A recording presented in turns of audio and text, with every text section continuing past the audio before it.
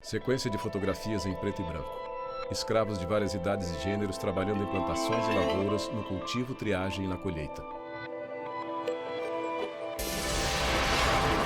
Mark Ferraz. Missa campal pela abolição da escravatura no Brasil. Projetos abolicionistas que tinham um potencial muito mais democrático do que aquele que, por força desses jogos de poder, acabou sendo vitorioso, não apenas por força da figura da princesa Isabel, mas inclusive pelos desdobramentos da abolição no período republicano. O Rui Barbosa, que é um dos redatores do projeto de Sociologia da USP, defende no parlamento, que é um salário mínimo para os ex-escravos.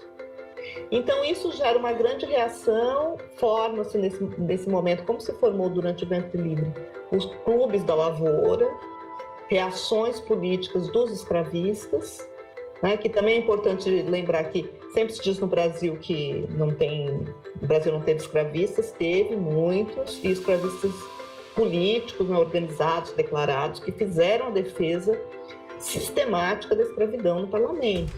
Vinheta de abertura. Sequência de imagens com várias personalidades que representam a luta pela igualdade racial através da história. À direita, em letras pretas e de forma, abolição. Abaixo, em letras amarelas, resistência e luta dos povos vindos da África. Em fundo preto e letras brancas, liberdade sem igualdade. Sequência de fotografias coloridas de crianças, homens e mulheres vivas, com rosto em pintura tribal, posando como modelos, grafitando paredes de ruas e casas, com turbantes, carregando filhos e unidas em janelas e na frente de casa, sorrindo para a câmera fotográfica. Tempo e história. Luiz Gama. Foto. Mulher negra em cabine. O grande problema da comunidade negra não é o 13 de maio, e sim o 14 de maio. O que fazer 14 de maio? Estou liberto, mas e aí? Eu vou para onde? Fazer o quê? Trabalhar o quê? O dia seguinte da abolição. Esta população colocada em disponibilidade, o mercado não absorvia a todos.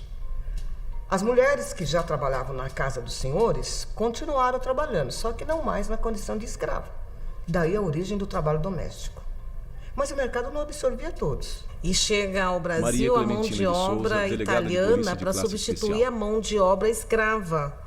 E aí, se nós não tivermos um tratamento igualitário que permitisse a essa população liberta a integração no mercado de trabalho, nós percebemos essa divergência que vem até os dias de hoje. Após 1888. Carlos Santos, advogado e ativista. No momento de 1530 a 1888, o negro era tratado pelo direito como objeto. Mark Ferraz, Partida para a Colheita do Café com Carro de Boi, 1885. Como uma espécie de inimigo. Ele não vai ser visto, ele não vai ser lido juridicamente como sujeito entendido como portador de direitos fundamentais, né? Essa visão ela virá somente após a abolição, após 1888, e aí a gente tem uma ruptura de fato de paradigma. O negro, teoricamente, alça o mesmo status que o branco, né? Há uma equiparação, pelo menos formal, desse status jurídico entre o negro liberto e o branco livre, entre aqueles cidadãos livres, mas não há uma equiparação material, uma equiparação real a esses cidadãos. O negro ele não se torna cidadão. Página de notícias do jornal O Progresso, 23 de junho de 1928. 10 anos depois, em 1899, o segundo jornal negro de São Paulo, O Progresso, ele vai justamente demonstrar uma profunda frustração em relação àquilo que se anunciava como promessa há 10 anos antes. E aí eles vão apontar justamente um pós-abolição em que se acentuava uma série de práticas de discriminação racial que se percebia no período imperial, mas que parecia se agravar. E eles, inclusive, vão questionar, nesse jornal O Progresso, a legitimidade e a funcionalidade das políticas de imigração que investiam uma quantia muito maior na remuneração de trabalhadores europeus né? Simplesmente pelo fato de negar emprego a essa população nacional expressivamente de origem africana. Certamente a mais relevante legislação que teve um impacto desproporcional na população negra foi exatamente a lei de imigração. As leis de imigração adotadas pelo país. Porque essas leis de imigração não apenas favoreciam, mas só admitiam no país pessoas europeias, vistas como racialmente superiores, e essas pessoas europeias vinham com que motivo? Para melhorar a raça, e chegando aqui, elas tiveram acesso ao que pessoas negras não tiveram. De Novo Hamburgo, em a 1886. terra, a educação, a acesso a postos de trabalho especializados, Manifesto Imigrazione, São Paulo, acesso Brasília, a postos de 1886. trabalho nas empresas, porque aquele era o momento do nascimento do capitalismo industrial no Brasil. Colonos expõem seus produtos em Caxias do Sul, 1905. Fica muito clara nessa transição do escravismo para a liberdade, sobretudo na transição Carlos do Império Santos, para a advogado e Primeira ativista. República, essa substituição do grilhão da escravidão pelo jugo da lei. Né? Antes eu tinha ali um sistema de castas, um sistema de assujeitamento explícito do negro. Quando ocorre a abolição e posteriormente a República, acredita-se que haverá uma ruptura com esse sistema antigo, mas o que ocorre é justamente a permanência da opressão. Agora, sob multidão nova se reúne roupagem, em frente ao Palácio do Governo no Rio, em 1888, o que para saudar a princesa Isabel. É justamente essa cadeia de opressões, que antes viu o negro como escravo, agora não vê como escravo, Mark mas Ferres, continua Vista do Largo da Carioca, vendo 1895. nesse lugar de subalternização. Fotografia em preto e branco. Bondinhos trafegam pelos trilhos do Largo da Carioca com pessoas que caminham por lá durante o dia. Pintura. Homens jogam capoeira. São Salvador. Ilustração de Rougendar, publicada no livro Voyage pittoresque d'un Le Brasil, dos exemplos Paris, mais interessantes 1835. disso, a meu ver, é justamente o Código Penal dos Estados Unidos do Brasil, quando ele estabelece os crimes de vadiagem e criminaliza a capoeira, né? A gente tem aí a criação intencional Carlos de Santos, criminosos advogado e pelo ativista. direito. É um processo que a criminologia hoje, a criminologia crítica, sobretudo, se volta a estudar, né? Mas a gente vê claramente a criação do criminoso pela norma jurídica. Pintura em preto e branco. Pessoas negras muito magras sentadas em bancos. Em todo o contexto social desse período, as pessoas que estão sem empregos formais, que estão nesse limbo, que foram preteridas em razão da contratação de pessoas brancas, né, pelas políticas migratórias, são justamente os negros. E aí eu tenho uma lei que criminaliza justamente o não fazer nada, né?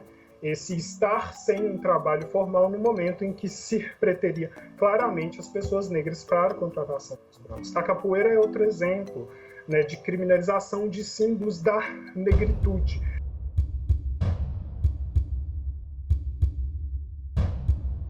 Em outra pintura, homem negro dá a mão à palmatória. O Brasil teve 350 anos de escravidão.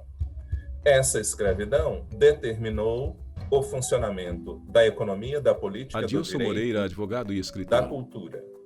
Determinou a composição racial e determinou também, no século XIX, a forma como as autoridades pensavam o futuro da nação. Então, a preocupação era a seguinte: esse é um momento de grande influência do determinismo racial.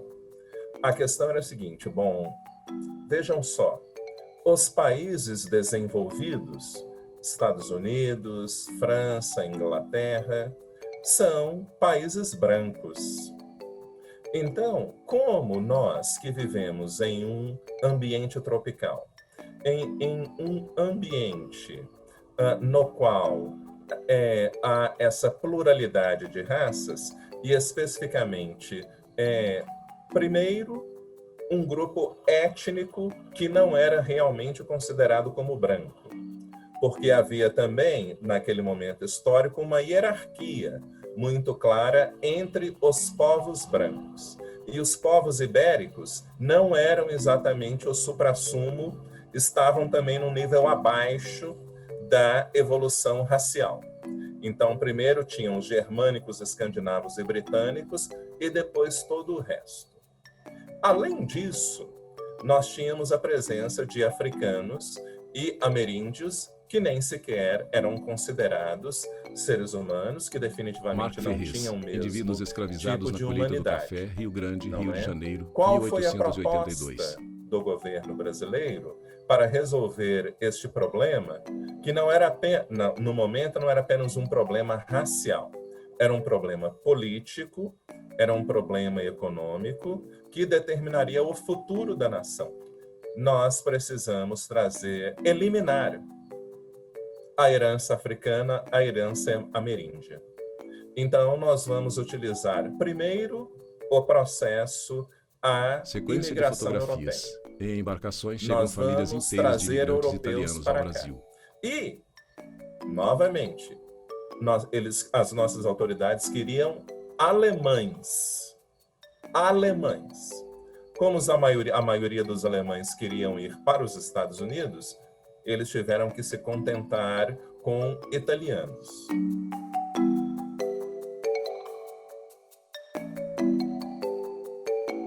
O século XIX, na verdade, ele é pautado por uma aula Carlos de Santos, cientificismo, advogado e né? Eu ativista. tenho ali, de meados do século XIX para frente, a explosão de teorias bioantropológicas. Eu vou ter o nascimento da criminologia com as teorias, com a frenologia, enfim, com as teorias que entendiam que o crime era um fenômeno do sujeito, né? Era um fenômeno pessoal, influenciado muito pelos estudos do Darwin, né?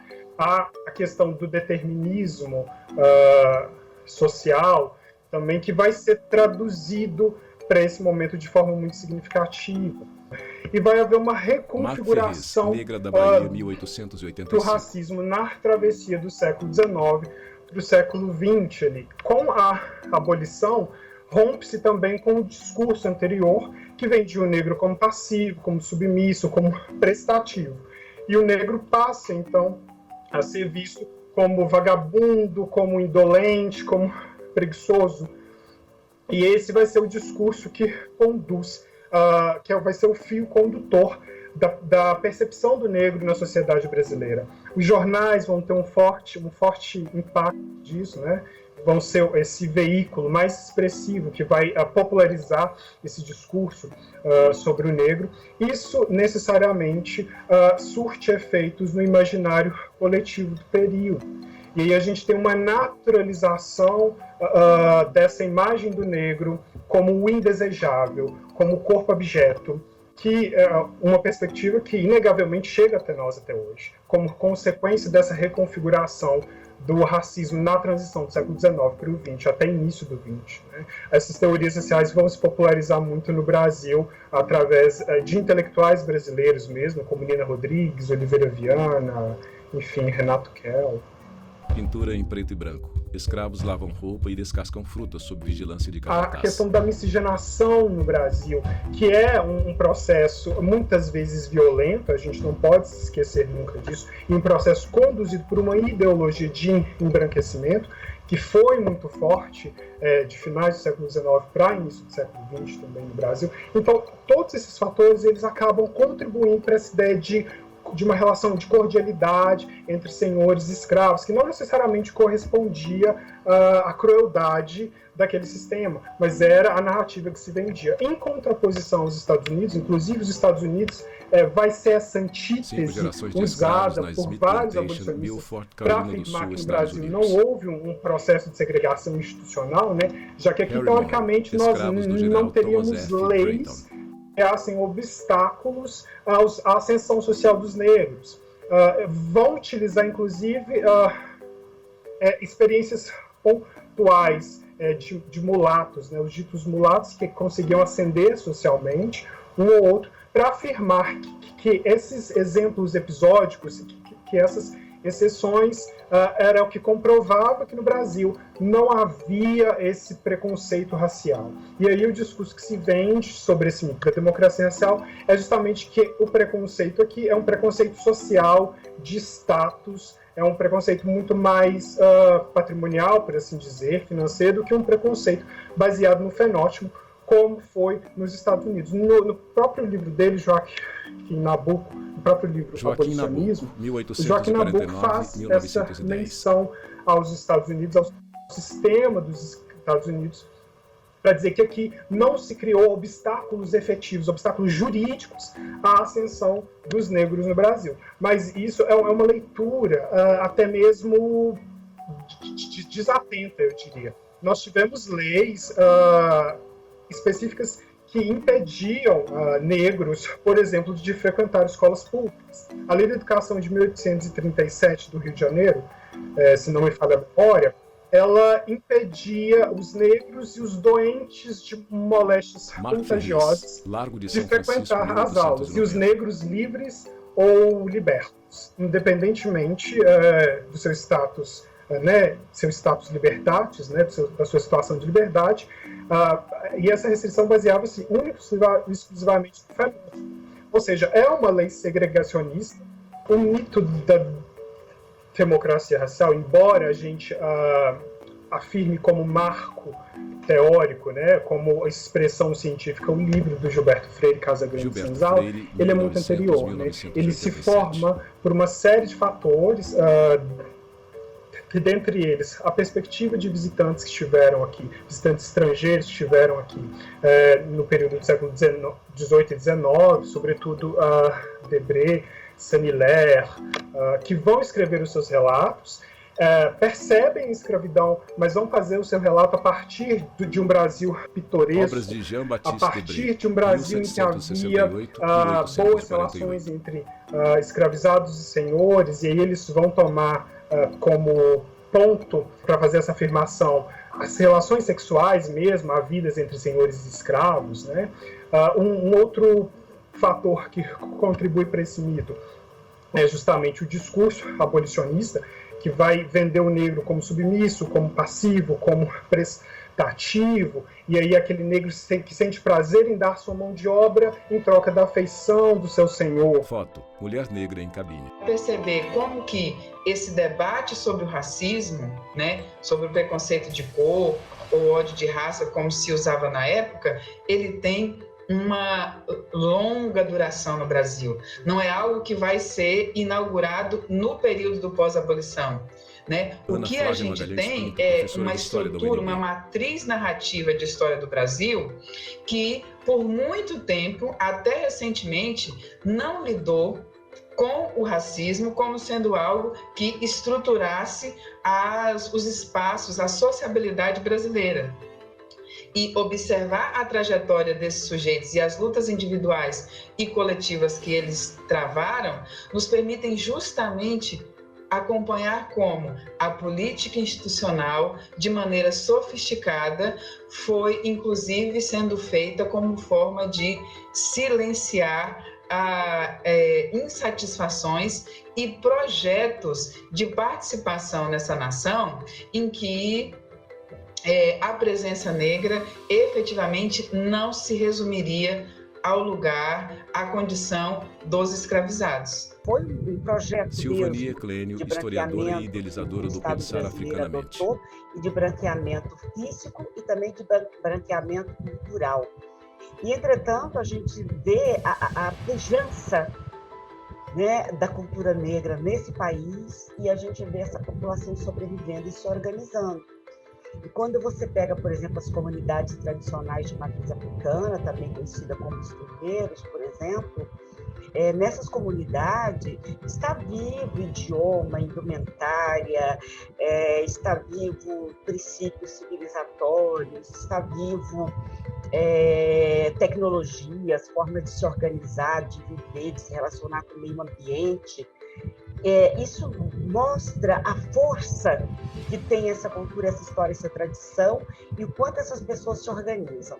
Mas eu acho que um símbolo dessa capacidade de disputar narrativa e de se influenciar, está na própria criação do 20 de novembro e a afirmação do 20 de novembro da história de Zumbi e de Palmares. Né?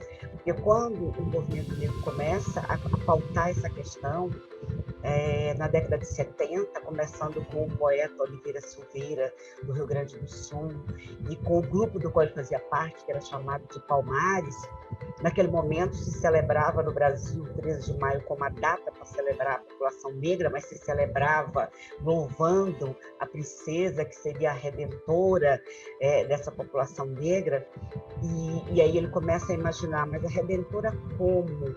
Se foi aprovada uma lei absolutamente inócua, uma lei com apenas 2 artigos, uma lei que não promoveu reparação, que não promoveu integração, que não resolveu nenhum dos problemas construídos no período da escravidão, né, em relação à opressão, à negação de direitos, à negação de acesso a bens e serviços. Muito pelo contrário, né? Logo após a Lei Áurea, você tem marcos legais para criminalizar a forma de ser e viver dessa população, né? Criminalizar o samba, criminalizar a capoeira, diminuir a maioridade penal, partindo das teorias lombrosianas de que a população negra teria uma tendência precoce à criminalidade, e isso está presente no imaginário até hoje. Joaquim Nabuco, 1849-1910. É o político mais brilhante aí do século XIX, que nós tivemos precisamente por conta dessa crítica que ele faz à escravidão, da necessidade que ele via de um modo muito percussiente de ter uma verdadeira abolição moral, não é isso? Quer dizer, ele usava o termo moral e tal, né? Entende que é exatamente o termo mais adequado também. Ou seja, você tem que eliminar a humilhação, Quitandeiras, 1885. social ligado à condição do negro, que nunca foi feito. Na fotografia, mulheres negras com turbantes. Muito por força de uma atuação dessa intelectualidade ativista negra, em especial nos últimos 40 anos, a própria Academia Brasileira, em sua dimensão elitista, foi confrontada a produzir uma renovação de leitura, mas também essa academia tem sido ocupada por um número cada vez maior de pessoas negras interessadas em fazer uma outra leitura do Brasil. Nós estamos num momento em que, mais do que iniciar uma reescrita da história, nós já estamos disputando os canais de vocalização e de escuta dessa renovação narrativa, historiográfica, que alcança a geografia, as letras, né, a literatura, o próprio cinema, todos os campos do saber, não só das humanidades, mas também das outras áreas. Histórias em quadrinhos em preto e branco com protagonistas negros. Desde o pós-abolição, foram criadas diversas estratégias para manter essa população nesse patamar, para fazer com que ela não atinja outros postos, outras posições, para fazer com que ela não chegue, de fato, documentário a Consciência usufruir Negra. dos bens dessa Marcelo sociedade. de Salete, quadrinista. Então, imagino que hoje a gente tem que lutar contra isso. É um modo de você deixar um grupo alijado dos benefícios que essa sociedade tem, e a gente precisa reverter essa história. Que ninguém tocou na escravidão como tema principal, a não ser Gilberto Freire, que ele pôs no Casa Grande sem usar, mas depois para negar, para dizer que a gente vem mesmo de Portugal, o país não tinha escravidão. Tá? Ele analisa a escravidão não como um dado novo que vai instituir uma sociabilidade nova, mas uma continuidade da herança portuguesa, entendeu? Tá? O que eu acho que é extremamente problemático. Então, e se ele foi o cara que mais problematizou, ele vai negar, nenhum outro grande pensador vai pôr a relação da escravidão como sendo o dado principal.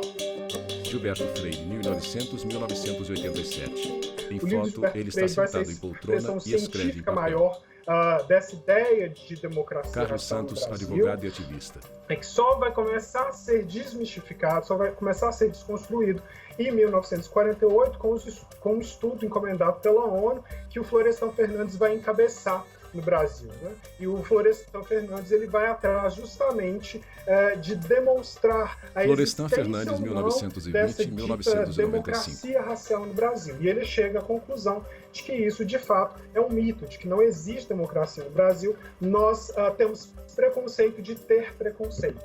Na esfera pública, nós afirmamos que não temos preconceito, que condenamos o racismo, mas reproduzimos sistematicamente o racismo nas nossas relações privadas, né? Enfim, vai ser um longo processo até que o Brasil se livre institucionalmente desse mito da democracia racial. Operários, Tarsila do Amaral, 1933. Em frente a uma fábrica, diversos rostos de diferentes raças e origens. Índia e mulata. Cândido Portinari, 1934. Mulata com a mão no queixo e índia com a mão em seu ombro. Político transformador, que é exatamente, não é, o que está presente na Constituição de 88, requer a construção Adilson de Moreira, uma advogado democracia substantiva no Brasil. E, ao mesmo tempo que nós falamos de uma democracia substantiva, ou seja, numa democracia que promova a inclusão de grupos tradicionalmente marginalizados por essas mesmas elites e pelas políticas que elas utilizam para se manter no poder, também requer uma democracia participativa. Uma democracia na qual os diferentes manifestação no Teatro Municipal de São Paulo, em 1978. Ter acesso aos processos decisórios. Uma democracia na qual todos os grupos estão devidamente representados, não é? Nas casas legislativas, no judiciário, não é? No Ministério Público, na Defensoria Pública, em todas as instituições públicas, também nas instituições privadas, para que, não é, as demandas de direito e as demandas de respeitabilidade social sejam atendidas. Em manifestação, mão segura cartaz. Escrito nele em letra de forma, vote. Você vê o racismo estrutural declarado. Lucilene Rosa, líder quilombola. Durante a campanha toda. Em Cavalcante, Goiás, o quilombola Vilmar Calunga foi eleito prefeito. Eu nunca vi tanta manifestação racista declarada, tanto fake news. Em foto, Vilmar na frente da sede da Associação Quilombo Calunga. Eu considero que ele foi muito forte, porque a gente que não estava na pele dele, a cada Nas eleições de 2020, 56 quilombolas foram eleitos vereadores por todo o Brasil. A gente sentia na pele, porque não estava sendo direcionado só para ele. Cada ataque que falava do Vilmar Calunga era para nós calungas também. Anel no dedo com o mapa da África. Comecei a trançar cabelo desde criança, na realidade. Mas Laila Marizandra, pedagoga e idealizadora do projeto Fios da Ancestralidade. Eu entendi que isso também faz parte de um ofício tradicional. Mas aí, na minha adolescência, para a fase adulta, eu comecei a me profissionalizar nisso. E aí, logo em seguida, eu comecei a trabalhar nos salões afros. Então, o Salão Afro ele foi um lugar onde eu consegui fortalecer a minha identidade, a minha autoestima. Eu tinha uma autoestima extremamente baixa. E aí, o Salão Afro me ajudou nisso. E aí, logo depois, eu entendi que nos trançados e no cabelo existia uma epistemologia, existia um tipo de conhecimento. Entrando no movimento negro, eu fui desenvolvendo melhor essa epistemologia, né? Entender os códigos simbólicos que existem em algumas etnias, de como que isso está ligado no Brasil, quando a gente fala de trança nagô, né, que está voltado aos povos iorubanos, né, quem são os povos iorubanos no Brasil, enfim, os trançados, eles me deram um suleamento em relação à minha história e eu fui costurando isso na história de outras pessoas, porque a partir daí eu também comecei a organizar uma roda de diálogo chamada Trançando Ideias aqui em Brasília, em várias periferias, e aí eu comecei a dialogar com as pessoas a partir da estética. Sequência de fotos com pessoas negras e suas tranças e turbantes.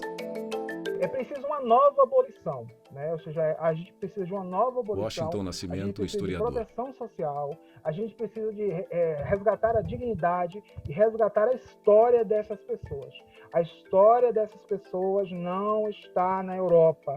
A história dessas pessoas está no continente africano. Negar história é negar identidade, né? É um ato de violência. Sequência de pinturas sobre a chegada e luta da população negra. Créditos finais. Direção e roteiro, Alexandre Fishgold. Produção, Rosane Amaral e Débora Gautier. Direção de arte, montagem e finalização, Henrique Corrêa. Audiodescrição visual. Roteiro, Caina Leão. Narração, Valmir Nascimento. Núcleo de programação, Rosa Oase. Núcleo técnico, Fábio Guedes. Núcleo de produção de programas, Flávia Soledade. Supervisão, Coordenadoria de Gestão da TV e Rádio Justiça, Secretaria de Comunicação Social, STF. Realização, TV Justiça Essencial 2021.